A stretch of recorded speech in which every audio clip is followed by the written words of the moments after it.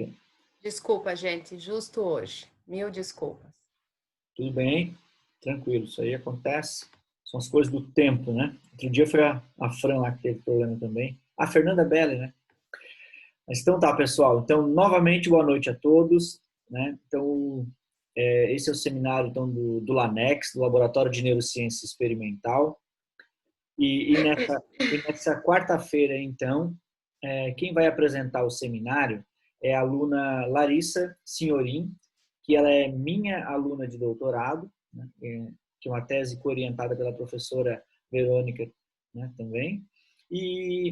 Mas no seu seminário de hoje, que é um seminário específico, que é um tema relacionado à sua tese, ela vai falar então sobre o sistema endocannabinoide e sua relação com o sistema facial, certo? Então agora eu passo a palavra para a Larissa fazer então a sua apresentação. Boa noite a todos. Estão me ouvindo bem? Perfeito. Tá, então se eu sumir, me avisa, tá? Alguém, sei lá, no Pode deixar. celular, professor, qualquer Pode coisa, deixar. tá bom? Pode deixar. Pessoal, sintam-se à vontade. Eu não tô vendo e também não pude ligar a câmera porque se eu ligo cai, mas sintam-se à vontade para perguntar, né, parar ou qualquer coisa assim, tá bom?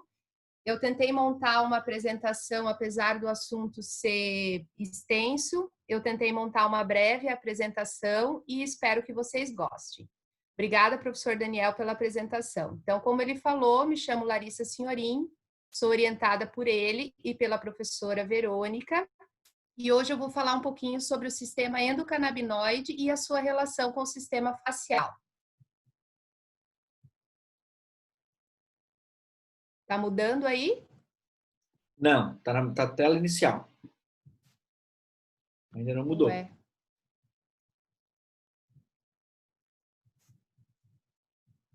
Ai, Jesus. O que eu faço, prof? Dá um cliquezinho em cima da tela, assim, tu tá com o iPad ou com o computador? Estou com o computador. Deu. Deu. Então, essa ideia desse tema de seminário, ele surgiu a partir de dois objetivos específicos da nossa tese, que o primeiro é investigar o envolvimento do RCB2 local no efeito anti-hiperalgésico causado pela reorganização miofacial da aponeurose tóraco-lombar e analisar o imunoconteúdo do RCB2, também locais, PATA e ATL, no efeito anti-hiperalgésico causado pela reorganização miofacial da aponeurose tóraco-lombar. O sistema facial, ele já foi apresentado para vocês em outros dois seminários no semestre passado, pela GG e por mim, então eu tentei só fazer um resumo, para a gente relembrar de alguns pontos principais. Então, a fáscia, né, trazendo o que seria mais importante da sua constituição celular, da matriz extracelular e dos elementos nervosos. Então, a principal população de célula é constituída por fibroblastos, miofibroblastos e fasciócitos. Dentro da matriz extracelular, nós possuímos as fibras, que são principalmente colágeno do tipo 1 e 3, a elastina e a fibrilina, o ácido hialurônico e a água. E dentro dos elementos nervosos, a literatura já traz terminações nervosas livres, mecanorreceptores de Pacini e Ruffini, fibras A, delta e C, coloca a fáscia superficial como segundo tecido mais inervado e fusos musculares e de Golgi. Então, o que essas estruturas vão proporcionar? Então, dentro da população de célula, uma regulação do metabolismo facial, uma adaptação da fáscia às variações hormonais e adaptações a estímulos mecânicos e químicos. A matriz extracelular, as suas fibras, está relacionada diretamente com a transmissão de força e a conexão entre diferentes segmentos. O ácido hialurônico e a água, principalmente relacionado ao deslizamento desse tecido. E os elementos nervosos, a percepção de dor, a intercepção e a propriocepção. O sistema canabinoide, ele foi apresentado para nós, quem fez a disciplina do professor Daniel, a neurobiologia da dor. Então, hoje eu trago alguns pontos principais desse sistema para a gente fazer essa conexão com o sistema facial. Então, ele é um dos mecanismos endógenos do controle da dor. Então, isto é uma das estratégias que o nosso corpo se utiliza para aliviar estados dolorosos. Ele possui dois receptores principais, o RCB1 e o RCB2. Ambos são expressos em todo o nosso corpo, porém, RCB1 está mais expresso no sistema nervoso central.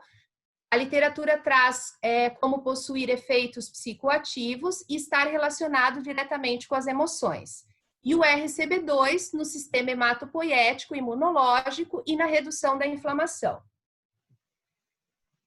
Vários endocannabinoides já foram estudados. Dentre eles, ligantes exógenos, como quando ele é ativado a partir do consumo, como por exemplo no caso da cannabis, da maconha, o THC, e ligantes endógenos, como a anandamida e o 2-AG.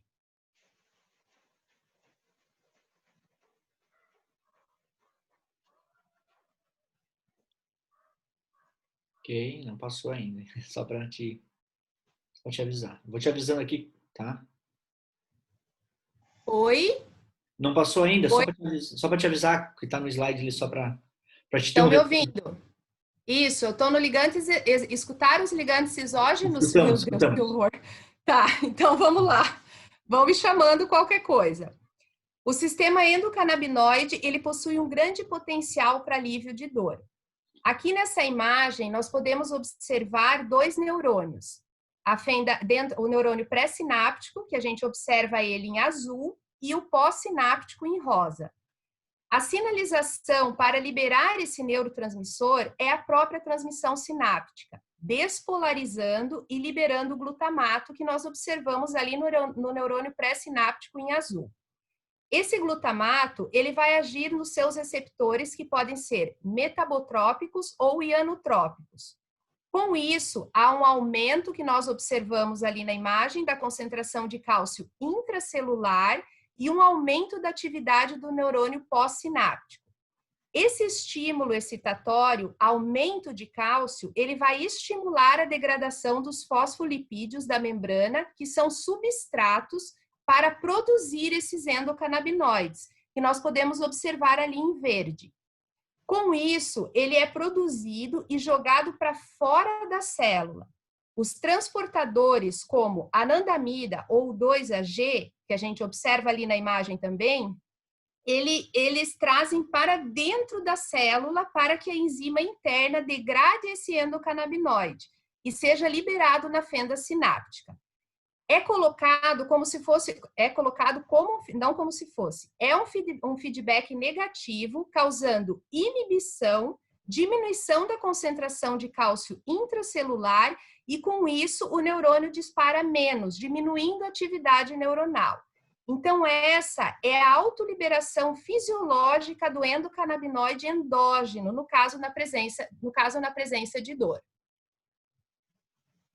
Então, surge a nossa pergunta: qual que seria a conexão que a literatura traz a respeito desses dois sistemas? Então, eu trouxe, na verdade, dois artigos para vocês. Primeiro, uma revisão, foi publicada em 2008, no Journal of Bodywork and Movement, um fator de impacto de 1.120, aonde o McPortland, ele relatou, a partir dessa revisão, a expressão do sistema endocannabinoide numa das principais células do tecido facial, o fibroblasto, e outras células do tecido miofacial. Esse artigo, ele possui dois objetivos principais. O primeiro seria revisar o sistema endocannabinoide, destacando aspectos de interesse para os trabalhadores do corpo, especialmente a modulação da dor e a inflamação pelo endocannabinoide, e investigar o sistema endocannabinoide em fibroblastos e outras células relacionadas à fáscia. Então, eu trouxe algumas colocações importantes que o artigo traz. Então, o sistema endocannabinoide, ele pertence à superfamília dos receptores da membrana acoplados à proteína G. Do mesmo modo que os receptores opioides, os receptores canabinoides, eles se acoplam à proteína G impedem a adenilato-ciclase e a produção de AMP cíclico, com consequente fechamento dos canais de cálcio, abertura dos canais de potássio, diminuindo a liberação do transmissor. Agem como mediadores locais em muitos tecidos, sendo produzidos por demanda, após alteração aguda ou crônica da homeostase celular.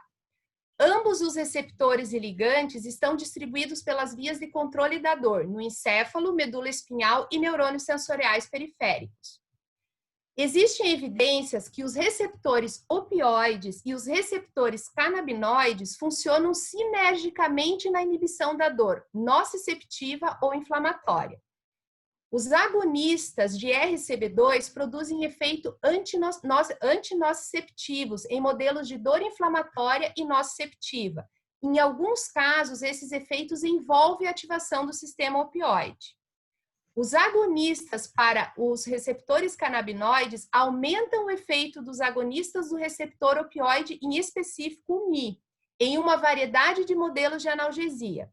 Combinações de canabinoides e opioides podem produzir efeitos sinérgicos. Alguns dos efeitos antinociceptivos dos canabinoides envolvem a ativação do sistema opioide e vice-versa.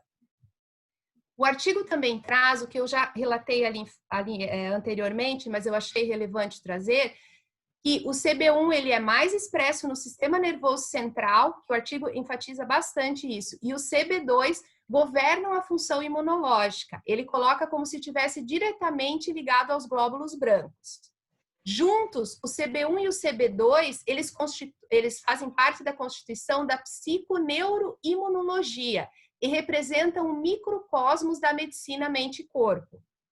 As densidades mais altas de CB1 são encontradas no hipocampo, afetando a memória de curto prazo e partes dos gânglios basais.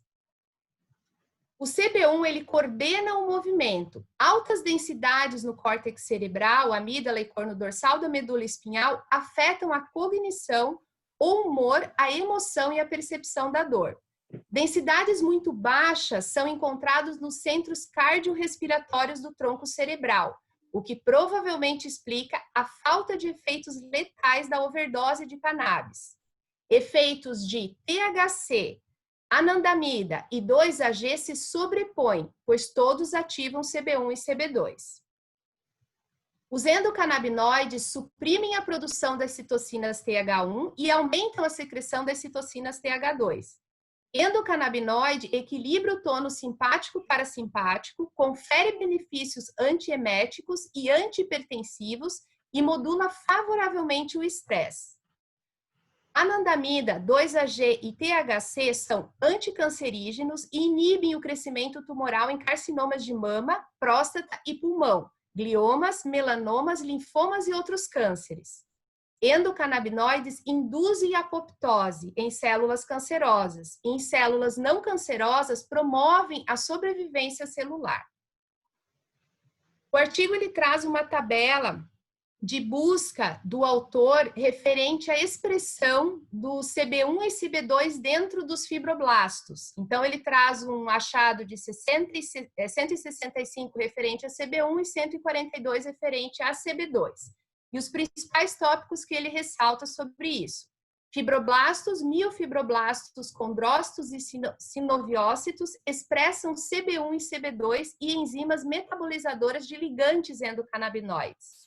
Fibroblastos CB1 quase se igualaram aos níveis expressos pelos adipócitos. Níveis de CB1 regulados positivamente, observaram níveis de CB1 regulados positivamente após a exposição a citocinas inflamatórias e alongamento de fibroblastos.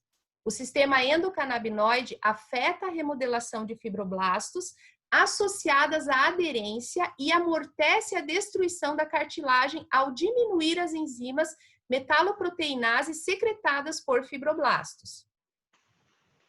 Ele traz também que a expressão de CB1 em fibroblastos cardíacos dobrou após o alongamento mecânico, que a expressão de CB1 e CB2 em fibroblastos humanos foi semelhante à de gorila e bonobo.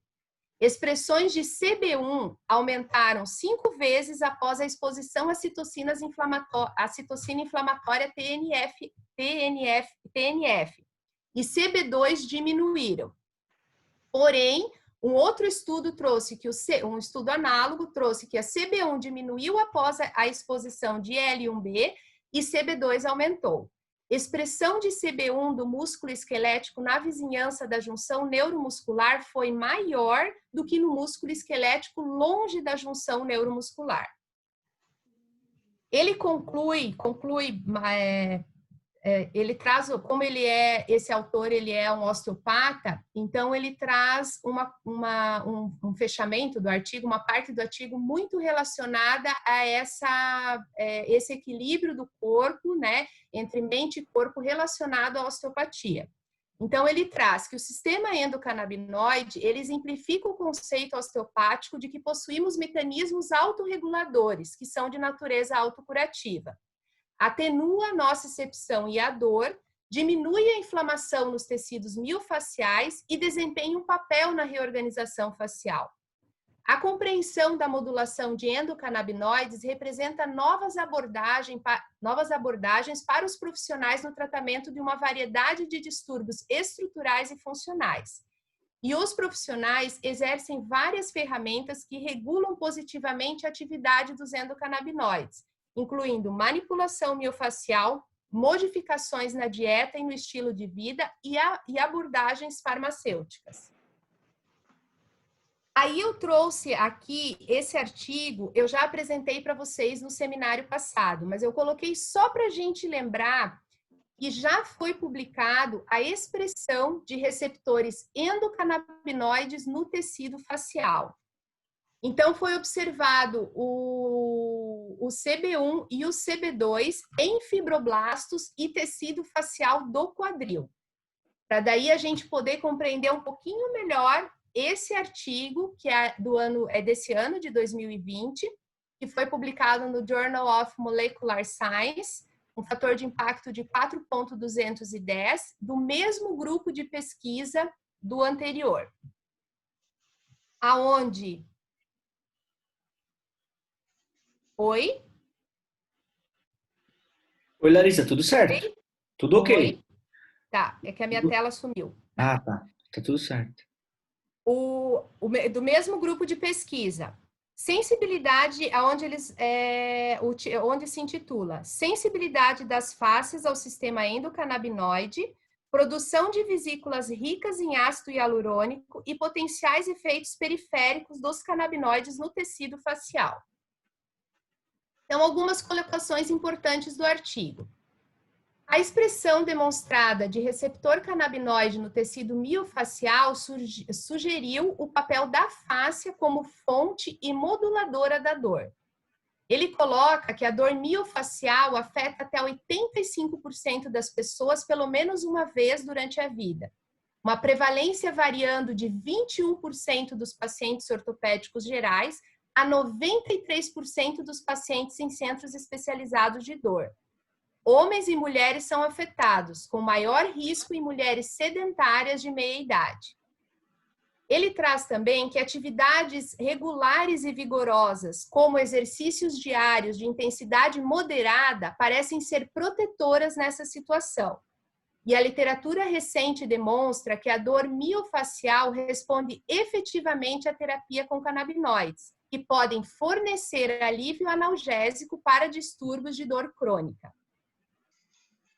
Ele ressalta dois autores, aonde McPortland, que é aquele de 2001, o primeiro artigo que eu li para vocês, eles demonstraram que após o tratamento de manipulação osteopática, o nível sérico de anandamina aumentou 168% em relação aos níveis pré-tratamento. E Gamelin e colaboradores demonstraram que o exercício é capaz de modificar os níveis teciduais de endocannabinoides e a expressão de genes que codificam para CB1 e CB2.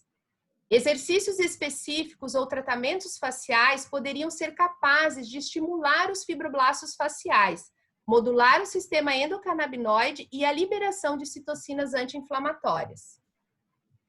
Nesse estudo, eles utilizaram, um estudo que tem um N de 3 indivíduos, sendo 2 do sexo masculino e 1 do sexo feminino, aonde esses indivíduos eles iriam passar por um procedimento cirúrgico na região do quadril, e eles coletaram uma amostra da fáscia lata profunda da coxa desses indivíduos. O que eles fizeram? Um isolamento e uma cultura celular, fizeram um tratamento celular com o agonista e antagonista do RCB2, então o agonista, o HU308, e o antagonista, o AMP630, fizeram uma análise de resposta à dose e curso do tempo de 1 hora, 2 horas e meia, 4 horas e 6 horas. Os resultados. Então, aqui nós podemos observar as células controles, as células de controle no quadro A, e após a incubação com o agonista do RCB2, 1 hora após, já notou-se formação de vesículas, que ainda eram visíveis, no B a gente nota 1 hora após, e essas vesículas ainda eram visíveis 2 horas e meia após, observamos no C e no D. Após 4 horas, eram visíveis essas vesículas próximas ao núcleo e em extensões celulares, como observamos no F. Após 6 horas, esse conteúdo ele já estava exocitado no ambiente extracelular. Então, o tempo de 4 horas foi decidido para fixar as células. A coloração confirmou a presença de vesículas nas células tratadas. Então, nós observamos ali no B, eu circulei para ficar mais fácil, o azul de toluidina, e no D, o azul de alciano. Não sei se assim se fala, né? Mas, então, a gente observa que algumas vesículas próximas no D à membrana plasmática, com maiores e menores intensidades de coloração, provavelmente resíduos de vesículas já exocitadas. As células de controle não mostraram quaisquer vesículas com nenhuma das soluções de coloração, que nós observamos no A e no C. A análise imunohistoquímica confirmou que as vesículas eram ricas em ácido hialurônico. Então, em D e F, observamos as vesículas positivas para o ligante do ácido hialurônico, o HEBP. Em B e C, observamos o controle positivo, onde não observa-se as vesículas, e no A, o controle negativo, confirmando os achados. Então, o tratamento com o antagonista CB2 confirmou que a produção de vesículas ricas em ácido hialurônico foi mediada pelo receptor CB2. Nenhuma modificação nas células era visível após a incubação com o antagonista, o AM630, que nós observamos em 7B e 7E, no B e no E. Vesículas produzidas pelo agonista HU308, que observamos na figura A e D, não eram mais visíveis após a coadministração do antagonista. Então, o artigo traz que esse foi o primeiro passo para a compreensão dos efeitos periféricos dos canabinoides nas células faciais e também demonstra pela primeira vez o mecanismo de produção de ácido hialurônico após um estímulo e a inibição por um estímulo oposto.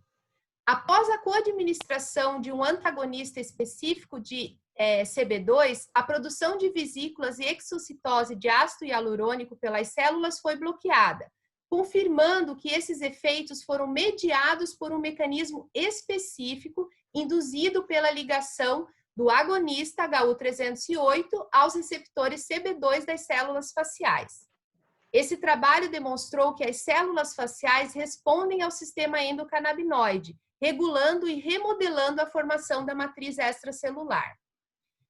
Então, os autores trazem também que um aumento desse ácido hialurônico representa melhor regeneração tecidual, hidratação, fluidez tecidual, facilita o deslizamento da fáscia profunda durante os movimentos e é um elemento para a composição e remodelamento da matriz extracelular.